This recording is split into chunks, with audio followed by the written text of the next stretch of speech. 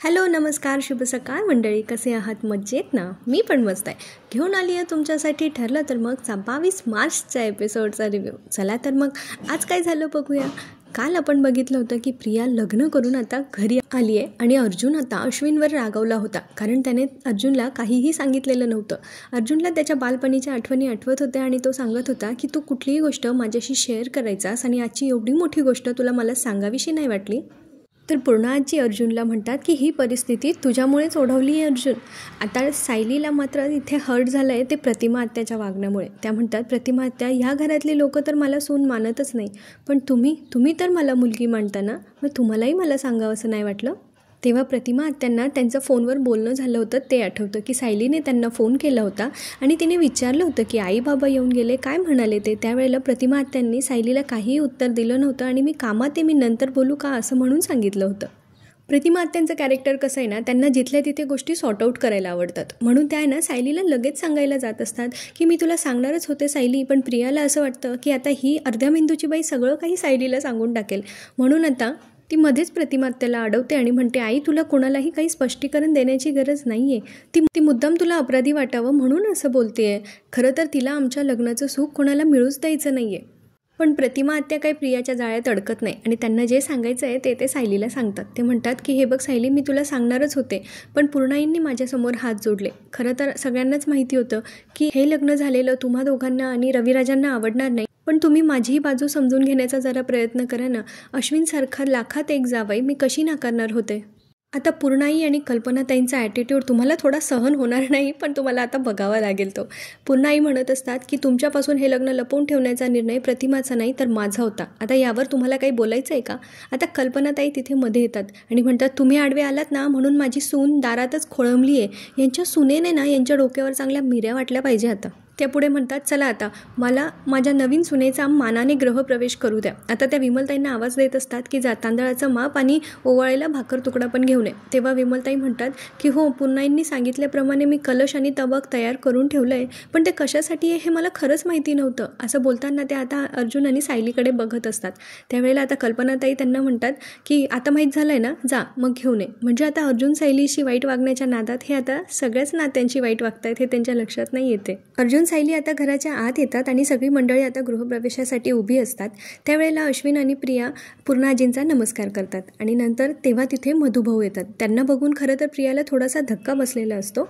मला वाटलं होतं की हा धक्का याच्यासाठी असेल की प्रियाला माहीत नसेल मधुभाऊ इकडे राहतात म्हणून, पण ती वेगळ्याच विचारात आहे. म्हणजे ती इतकी खोटारडी पण ती अलर्ट असते. म्हणजे तिने जर तिची हुशारी चांगल्या कामात वापरली असती ना तर नक्कीच सक्सेस झाली असती. तर तिला हे आता आठवतं की तिच्या गळ्यात जे लॉकेट आहे ते खऱ्या तन्वीचं आहे ना. तर मधुभाऊंनी जर ते लॉकेट पाहिलं तर त्यांच्या लक्षात येईल की लहानपणी हे लॉकेट माझ्या नाही तर सायलीच्या गळ्यात होतं आणि म्हणून ती ते लॉकेट त्यांच्यापासून लपवते. आता मधुभाऊ तिकडे येतात आणि ते म्हणतात सायली, तू ह्या लग्नाबद्दल मला काहीच सांगितलं नाहीस. तेव्हा सायली मधुभाऊंना सांगते मला पण आत्ताच कळतं आहे मधुभाऊ, म्हणून तर मी हे लग्न थांबवू नाही शकले. आता पूर्णाजी कल्पनाताईंना आवाज देत असतात आणि म्हणतात कल्पना अशी पुढे ये, तुझ्या नवीन सुनेचं या घरात स्वागत कर. कल्पनाताई औक्षणासाठी पुढे येतात. तेव्हा प्रिया म्हणते मामी माझी ना एक छोटीशी इच्छा आहे. तर कल्पनाताई म्हणतात अगं माग ना, काय हवं आहे ते. तेव्हा प्रिया सांगते की मला असं वाटतंय की माझा गृहप्रवेश ना की सायलीने करावा. तेव्हा सगळ्यांना धक्का बसतो, तिच्याकडे सगळे आश्चर्याने पाहत असतात आणि पूर्णाजी म्हणतात काय अगं ती ना या घरातली ना, तिच्या या घराशी संबंध ना इथल्या माणसांशी, आणि तुला तिच्याकडून गृहप्रवेश करून घ्यायचा आहे. तेव्हा कल्पनाताई पण म्हणतात अगं तिने जर तुझा गृहप्रवेश केला ना तर याचा अर्थ असा होईल की आम्ही तिला सून म्हणून मानलंय, परवानगी दिली आहे त्यांच्या लग्नाला. तेव्हा प्रिया म्हणते की मला माहिती आहे मामी की तुम्ही तिला या घरातली सून मानत नाही, पण ती या घरातल्या मोठ्या मुलाची बायको आहे ही गोष्ट नाकारता नाही येणार ना. ती पुढे म्हणते की कायद्याने ती या घरची मोठी सून आहे, तर मग तिने माझा गृहप्रवेश केला तर यात काय चूक आहे. प्रतापराव म्हणतात नाही चूक काही नाही आहे, पण त्याची गरजही नाही आहे. तेव्हा प्रिया म्हणते मामी मी या घरात नाती जोडायला आली आहे. बापरे, किती मोठा डायलॉग दिला आहे प्रियाला. तुम्हा सगळ्यांना तर माहिती आहे की सायली माझा किती तिरस्कार करते. म्हणजे आता ही गोड वागण्याच्या नादात सायलीला डावलतीये हे स्पष्ट दिसतंय, पण तरीही आंधळ्या सुभेदारांना ही गोष्ट कशी लक्षात येणार. आता ती पुढे म्हणत असते की सायली माझ्याशी कशीही वागली ना तरी माझ्या मनात तिच्याबद्दल मात्र फक्त प्रेमच आहे. पुढे ती म्हणते की आता मला मागचं सगळं विसरून ना पुढे जायचं आहे, आमच्या नात्याची नवी सुरुवात करायची आहे आणि हा गृहप्रवेश जर तिने केला ना तर ही आमच्या नात्याची नवीन सुरुवात असेल. हे बोलताना मात्र तिच्या चेहऱ्यावर विचित्र हावभाव असतात. आणि ती मनातल्या मनात म्हणत असते की माझं स्वागत तुला करायला लावणं याच्यापेक्षा तुझ्यासाठी मोठी शिक्षा काय काय असू शकते सायली. म्हणजे आता प्रिया मुद्दाम सायलीला डिवचण्याचा प्रयत्न करते. आणि पूर्ण आजी तर काय, त्यांना आता तन्वीचा पुळका येणारच. ते म्हणतात तुझं मन खरंच खूप मोठं आहे तन्वी, पण तरीही ह्या गोष्टीला मी परवानगी देऊ शकत नाही. पण प्रियाला असं सुख कसं मिळणार ना सायलीला झुकवल्याशिवाय. त्यामुळे आता प्रिया म्हणत असते की पूर्णाई मला आमच्या नवीन संसाराची सुरुवात कडवटपणाने नाही तर गोडव्याने करायची आहे आणि त्यासाठी आपण हे करायला हवं. तेव्हा आता अर्जुन तिच्यावर चिडतो प्रियावर आणि तिला म्हणतो बस, माझ्या बायकोला झुकवण्यासाठी तू हे सगळं बोलतेस ना. मला माहिती आहे तू हे असं मुद्दाम वागतेस जेणेकरून तू दाखवतेस की तुझं मन किती मोठं आहे. त्यावेळेला अश्विन आता अर्जुनला बोलतो की तू हे सगळं मुद्दाम विरोध करायचा म्हणून बोलतोयस ना. तेव्हा अर्जुन म्हणतो अजिबात नाही, या घराने नेहमी माझ्या बायकोला दाखवून दिलंय की ती या घरची सून नाहीये आणि आज फक्त तन्वी म्हणतीये म्हणून तिने मोठ्या सुनेचं कर्तव्य पार पाडायचं आहे का. म्हणजे आता माझ्या बायकोचं स्टेटस हे तन्वी जे म्हणेल त्यावर अवलंबून असणार आहे का. अर्जुनने इथे करेक्ट पॉईंट पकडलाय. म्हणजे याच्यापुढे असंच इमोशनल ब्लॅकमेल करून तन्वी तिला पाहिजे ते करून घेणार असेल असं अर्जुन कसं होऊ देईल. पण प्रियाची अजून इमोशनल ड्रामेबाजी काही संपत नाहीये. ती म्हणते पूर्ण आजी, मी नाचून म्हणून तुझ्याकडे पहिल्यांदा काहीतरी मागते, माझी एवढी छोटीशी इच्छा पूर्ण होणार नाहीये का गं पूर्ण आजी. तेव्हा मधुभाऊंना पण तिचा राग आलेला असतो. ते म्हणते मूर्खासारखं बोलू नकोस प्रिया, आधीच एवढा सगळा गोंधळ घालून ठेवलायस आणि आता असं वागतेस. तेव्हा प्रिया म्हणते मी काय गोंधळ घातला मधुभाऊ, मी काहीही केलं कसंही वागले ना तरी अर्जुन सायलीला माझं वागणं चुकीचंच वाटतं. तुम्हालाही असंच वाटतं का मधुभाऊ. आता अर्जुनला वाटतं हिच्याशी काही बोलून फायदाच नाही आहे. त्यावेळेला तो आता सगळ्यांना म्हणतो की ओके, तुमच्या सगळ्यांची जर अशी इच्छा असेल की माझ्या बायकोने हिचा गृहप्रवेश करावा तर तुम्हा सगळ्यांना माझ्या बायकोला मोठ्या सुनेचा मान द्यावा लागेल आणि तिला या घरची सून म्हणून ॲक्सेप्ट करावं लागेल. बोला, तुम्ही सगळे तयार आहात का. त्यावेळेला प्रतापराव म्हणतात तू हे असं बोलून ब्लॅकमेल करतोयस अर्जुन. तेव्हा अर्जुन म्हणतो ब्लॅकमेल मी नाही, ब्लॅकमेल तन्वी करते. तेव्हा कल्पनाताई म्हणतात की हिला मोठी सून म्हणून घेण्याचा प्रश्नच येत नाही. तेव्हा अर्जुन पण म्हणतो फाईन मम्मा, मग माझ्या बायकोने पण ह्या घराच्या धाकट्या सुनेचा गृहप्रवेश करण्याचा काही प्रश्नच येत नाही, चला. पण आता सायलीमध्ये अर्जुनला म्हणते की मी काही बोलू का. खरं तर कुठलाच मान असा मागून मिळत नाही, तो कमवावा लागतो आणि तो एक दिवस मला मिळेल याची मला खात्री आहे आणि त्यासाठी मी वाट बघणार आहे. पण जर प्रियाची इच्छा असेल की तिचा गृहप्रवेश मी करावा तर मी तयार आहे, कारण या घरामध्ये सुनांचं मन किती जपलं जातं हे मी अनुभवलं आहे. आता अर्जुनला काही ही गोष्ट पटत नसते, पण सायली म्हणते की मी करते. मग त्यावेळेला तन्वीचा चेहरा जरा बघण्यासारखा आहे. तिला आधी असं वाटलं होतं फुशारक्या मारत की सायली काही तिचा गृहप्रवेश करणार नाही आणि त्या गोष्टीने वाद होतील, पण सायली तयार झाली आहे. त्यामुळे तन्वी जरा घाबरली. पुढे पूर्णाई म्हणतात पण असं समजू नकोस की आम्ही तुला या घरातली सून वगैरे मानलं आहे म्हणून.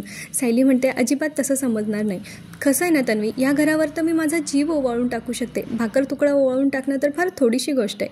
त्यावेळेला आता प्रिया म्हणते की बघ ना सायली, नियतीच्या मनात पण हेच आहे की तू स्वतःहून मला या घरात घेशील. सायली म्हणते घेईल ना, पण त्याआधी हे चित्र लक्षात ठेव की तू उंबऱ्याच्या बाहेर आहेस आणि मी घराच्या आत, आणि या घरावर येणारं कुठलंही संकट उंबऱ्यापासूनच बाहेर पळवून लावण्याची माझ्यात ताकद आहे हे विसरू नकोस. आणि फायनली आता सायलीने तन्वीचा गृहप्रवेश केला आहे आणि तिला सांगितलं की उजव्या पायाने माप ओलांड आणि आत ये. तेव्हा कल्पनाताई म्हणतात थांब तन्वी, आधी तुला उखाणा घ्यावा लागेल. तेव्हा विमलताई म्हणतात पण रीतीप्रमाणे औक्षण करणाऱ्या सवाष्णीने आणि माप ओलांडणाऱ्या सवाष्णीने दोघींनी उखाणा घ्यायचा असतो. तेव्हा पूर्णाजी म्हणतात कल्पना विमल बरोबर बोलते, दोघांना उखाणा घ्यावा लागेल. आता पूर्णाजी तन्वीला सांगतात तन्वी आधी तू घे उखाणा ऐका मित्रांनो तुम्ही. खूप झाली मेहनत, खूप झाले कष्ट, खूप झाली मेहनत, खूप झाले कष्ट, कधी मिळाला विजय तर कधी लागली धाप, आज शेवटी ओलांडून आले अश्विन सुभेदार यांच्या उंबऱ्यावरचं माप. आता या उखाण्याला काही अर्थ होतं का, तरी सगळे म्हणतात वा वा वा वा. आता प्रतिमा त्या सायलीला म्हणतात सायली तू घे ना उखाणा. तेव्हा सायलीने घेतलेला उखाणा जबरदस्त आहे, अगदी तोडीस तोड उत्तर दिलं आहे सायलीने. ती म्हणत असते येऊ दे कुठलीही वादळ, पेटू दे कुठेही वनवा, येऊ दे कुठलंही संकट, घडू दे कुठलीही शिक्षा, अर्जुन रावाच्या साथीनं मी करेल माझ्या प्रत्येक नात्याची रक्षा. आता कोणीच नाही म्हणणार वावा. आता प्रिया माप ओलांडते आणि घरात येते आणि अशा प्रकारे सुभेदारांनी संकटांना त्यांच्या घरात गृहप्रवेश मिळवून दिलेला आहे. आणि प्रिया आतमध्ये जाता जाता सायलीला एक किलर लुक देऊन गेलेली आहे. आता सगळे प्रिया आणि अश्विनला घेऊन आतमध्ये जातात. सायली मात्र तिथेच उंबरठ्यावर उभी आहे आणि अर्जुन आणि मधुभाऊ आता तिच्याजवळ येतात आणि थोडा वेळ आपल्याला थोडंसं म्युझिक ऐकायला मिळतं. ढुश ढुश ढुश ढुश.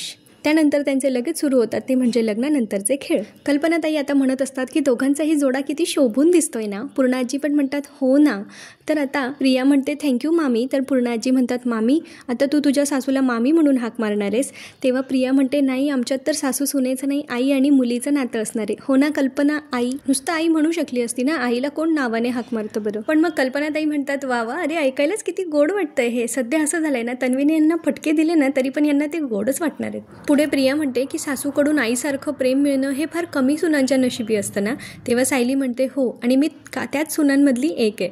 आता ते दूध पाण्यातल्या खेळातली अंगठी शोधण्याचा खेळ ते सुरू करत असतात. तेव्हा थोडे घिसेपिटे डायलॉग आपल्याला ऐकायला मिळतात. कल्पनाताई सांगत असतात की याच्यातली अंगठी जो कोणी शोधेल ना त्याची त्याच्या संसारावर सत्ता असते बरं का. तेव्हा अश्विन म्हणतो की मग तर मीच जिंकणार आहे. तेव्हा पूर्णाई म्हणतात नाही नाही तन्वी तू शोधून काढायचं बरं का. तेव्हा तू आमच्या अश्विनला असं सुतासारखा सरळ ठेवशील. आता अर्जुनला हे काही बघवत नाही आणि तो म्हणतो बस झालं या घरातली सगळ्यात चुकीचा डिसिजन घेतला गेला आणि तुम्ही हे सगळं सेलिब्रेट करताय. मला हे बघवत नाही आहे. आता अर्जुन आणि सायली तिकडून निघून जातात. मग कल्पनाताई म्हणतात चला आपण खेळ सुरू करूया. तेव्हा विमलताई म्हणतात दादा बहिणीशिवाय. तेव्हा कल्पनाताई म्हणतात मग काय झालं आता यांना फॅक्टरीच्या कामासाठी जावं लागलंच ना. मग अश्विनचा भाऊ नसला तरी पण चालेल इथे. आणि तसंही आता इथे एवढीच माणसं उरली आहेत ज्यांना खात्री आहे की माझी सून 100 नंबरी सोनं आहे. आता प्रतिमा आत्या तिथून उठायला लागतात. म्हणजे त्यांना खात्री नाही आहे का. त्या म्हणतात चला आता मी पण निघते. पण सगळे आता त्यांना थांबायला सांगत असतात. तेव्हा प्रतिमा आत्या म्हणतात की घरी या लग्नाबद्दल माहिती नाही ना. आता मला जाऊन सांगावं लागेल. पुढे काय होतं ते बघावं लागेल. आता प्रिया ड्रामा सुरू करते आणि म्हणते आई निघालीस तू. बघ ना मला तुझी माया इतकी उशिराने मिळाली पण जास्त दिवस तुझ्यासोबत राहता नाही आलं. तेव्हा प्रतिमा आत्या सांगतात आता हेच तुझं घर आहे आणि आता तू तुझ्या रागावर आवर घाल. नाती तोडू नको नाती जोडायला शिक. प्रियाला इतका राग येत असतो ना यांचा. वरून प्रतिमा आत्या तिला हे पण म्हणतात की काही झालं तरी खोटं बोलू नकोस बाळा. प्रिया म्हणते अगं ये तुझा अर्धा मेंदू इथे पाजळू नकोस निघ ना. आता अर्जुन सायलीच्या रूम मधला सीन आपल्याला बघायला मिळतो. अर्जुनचा अजूनही संताप काही कमी झालेला नाहीये. तो म्हणतो अरे अश्विन कसा वागतो त्याला काही कळतं का. ती तन्वी कशी बोलते. हा डॉक्टर आहे ना याला समजत नाही का. तेव्हा सायली म्हणते की आता काय करणार आहोत आपण. झालंय ते चुकीचंच आहे पण आपण काय करू शकतो. मग अर्जुन म्हणतो म्हणजे आपण गप्पा बसायचं आहे का. तर तेव्हा सायली सांगते की अजिबात नाही. आता तर आपण अजून सावध राहायला हवं. आपल्या घराला वाळवी लागली आहे पण आपण ती वाढू द्यायची नाहीये. अर्जुन म्हणतो ती मुलगी सगळ्यांना फसवून या घरात आली आहे. आता ती या घराचं वाटोळ करेल. सायली म्हणते कशाला होईल तसं. आपण नाही आहोत का. आपण या घराचा तोल ढासळू द्यायचाही नाही आणि तन्वीलाही तिच्या मनासारखं करू द्यायचं नाही. एवढं जमेल ना तुम्हाला. आता सायली हे सगळं कसं जुळवून आणणार आहे हे बघायला फार मज्जा येणार आहे बरं का. प्रतिमा आत्यांनी मात्र प्रियाला मस्त ओळखलंय. ते आता तिला तेच सांगत असतात जशी ती वागत असते. ते सांगत असतात की भांडण उकरून काढू नकोस सगळ्यांशी जुळवून घे नाती तोडू नकोस. तेव्हा प्रिया म्हणते आई अशी कशी करेन मी. तुझीच मुलगी आहे ना मी. तू मात्र ट्रीटमेंट चालू ठेवा. हे असं आजार पण बरं नाही. हल्ली तिला फार लक्षात राहत नाही ना. असं म्हणून आता ती जरा वेगळ्या याच्याने प्रतिमा आत्याकडे बघत असते. प्रतिमा आत्या निघायला जातात पण त्यांना आठवतं की एकदा सायली अर्जुनला भेटून जावं म्हणून ते आता त्यांच्या खोलीकडे येतात. आता प्रतिमा आत्या सायली आणि अर्जुनची हात जोडून माफी मागत असतात की पूर्णाईंनी शब्द टाकला म्हणून मला तुम्हाला काही सांगता आलं नाही. त्या पुढे असंही सांगतात की मलाही माझ्या मुलीचं सुख हवं होतं आणि अश्विनसारखा चांगला मुलगा आम्हाला दुसरीकडे मिळालाच नसता. तेव्हाच त्या सायली म्हणते की तुम्ही हात का जोडू प्रतिमा आत्या. पूर्णा आजींचा शब्द तुम्हाला टाळता आला नाही हे आम्हाला कळतंय. प्रतिमा आत्या अर्जुनला विचारतात तू मला माफ करशील ना. तेव्हा अर्जुन म्हणतो मी तुला माफ करणारा कोण आहे. तू नेहमी योग्यच वागतेस. हे मी लहानपणापासून ऐकत मोठा झालोय. तेव्हा प्रतिमा आत्या म्हणतात की ह्या वेळेला मी योग्य वागलेली असू देत नाहीतर खूप मोठा अनर्थ होईल. अर्जुन म्हणतो की प्रतिमा आत्या मला तन्वीबद्दलची तुझी काळजी कळतीये पण मला माझ्या अश्विनबद्दलचं वाईट वाटतंय. तेव्हा प्रतिमा आत्या म्हणतात की तन्वीबद्दलचं तुमचं मत मला माहिती आहे आणि तिच्या बऱ्याचशा गोष्टी मलाही खटकतात पण माणसाचा स्वभाव हा चांगल्या संगतीत बदलतो ना म्हणून मला असं वाटतंय की एक दिवस अश्विनच्या चांगल्या संगतीमुळे तन्वी पण बदलेल. आणि त्या पुढे अर्जुनला म्हणतात की तन्वीचं जर या घरात लग्न नसतं झालं ना तर ती सारखी तुमच्या संसारात लुडबुड करत राहिली असती. आता तन्वीच्या डोक्यात तसं नाही येणार त्यामुळे तुमचा संसार तुम्ही सुखाने करू शकतात. येऊ मी. आता अर्जुन म्हणतो की मी या जगात 2 इनोसंट माणसं पाहिली. एक प्रतिमा आत्या आणि एक मिसेस सायली तुम्ही. त्यांना वाटतंय की तन्वी आता आपल्या मागे लागणार नाही पण त्यांना माहित नाही की तन्वी काय गेम खेळणार आहे. पण सायली म्हणते पण मला माहिती आहे ना आणि आता मी तिला हे काही करूच देणार नाहीये. आता सायलीने पण मनाशी पक्का निर्धार केलाय आणि या दोघांचं बॅटल बघायला आपल्याला भविष्यात मजा येणार आहे. आणि इथेच आजचा भाग संपतो. आता पुढच्या भागात त्यांनी आपल्याला असं दाखवलंय की अर्जुन आणि सायली आता त्यांच्या केसवर डिस्कस करत असतात. तर सायली म्हणते की मिस्टर सरंजामेंचा फोटो तुम्ही इथे का लावलाय. ते तर खूप चांगले अधिकारी होते ना. तेव्हा अर्जुन म्हणतो की आपण फक्त खुन्याचा विचार नाही करत आहोत. आपण या केसमध्ये इन्व्हॉल्व्ह असलेल्या प्रत्येक व्यक्तीचा विचार करतोय आणि आता विलासला मैपत भेटायला गेलं होतं की नाही हे आपल्याला फक्त मिस्टर सरंजामे सांगू शकतात. आणि त्यावेळेला चोंबडी प्रिया आता तिथे नाश्ता घेऊन बहुतेक यांच्या खोलीकडे आलेली असते. आता प्रियाने हे सगळा केस स्टडी बघितला आहे की नाही, यांचं काही बोलणं तिने ऐकलं आहे का, या सगळ्या गोष्टी आता आपल्याला पुढच्या काही भागांमध्ये समजणार आहेत. तेव्हा चॅनलला सबस्क्राईब करून ठेवा. मी पुढचा भाग घेऊन तुमच्या समोर येणारच आहे. तोपर्यंत हसत राहा, खुश राहा, आपली आणि आपल्या प्रियजनांची काळजी घेत राहा. तेव्हा भेटूया पुढच्या भागात. धन्यवाद. जाता जाता तेवढं सबस्क्राईब करून जा हां.